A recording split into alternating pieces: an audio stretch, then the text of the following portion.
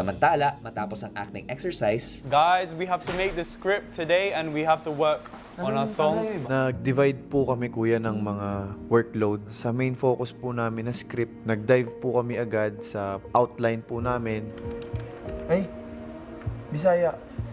Oo nga pala. Instantly nag-initiate lang din ako to help the weekly task leaders para maging faster din. It's been tough for them, pagod din sila. Kapuli, gyud ka, gyud. Bensoy is helping muna sa mga song aspects. Ikaw maganto. Wala mo na ginapili. Ang naging diskarte po namin, pag double check po sa outline po na ginawa namin, visualize po namin yung mangyayari. Just tapos na ba? Oo, nag-review na lang. Review na lang. Yay! Thank you. ang isa sa songwriters na si Bensoy, naramdaman na rin ang pagod. Right now. This night, I make 2 songs. Where is your cerebrum? Ubus na.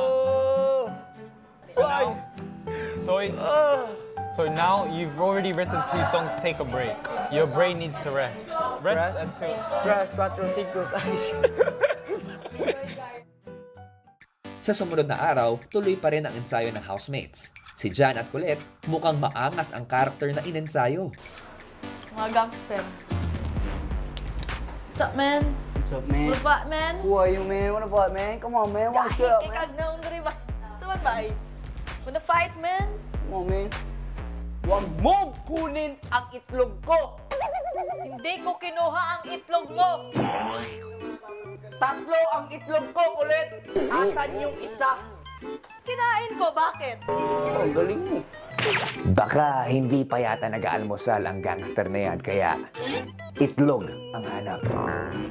Matapos naman ang almusal, pinaalalahanan naman ni Gwen ang kanyang mga ibang housemates sa kanilang weekly task. For the only 20 minutes na meron tayo, ang isipin nyo lang ay yung role nyo. Una pong nararamdaman ko ay pressure po. Ito yung deadlines natin today.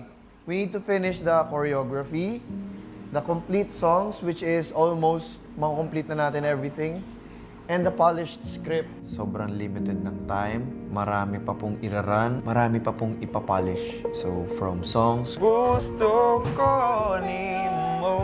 No. One more. It has to repeat twice. choreography, Ako si Binsoy, at ito ang aking baliktad, te. Dari ka. mas nakakaabala po para sa akin is feel ko hindi ko na ma-maximize na ma-achieve namin siya in the right time frame.